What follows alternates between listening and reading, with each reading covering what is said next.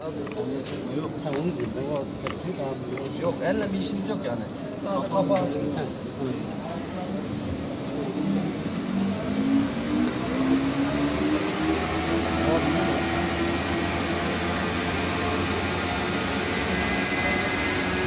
Bizim var. Vallahi. Bunu bir tane alman lazım.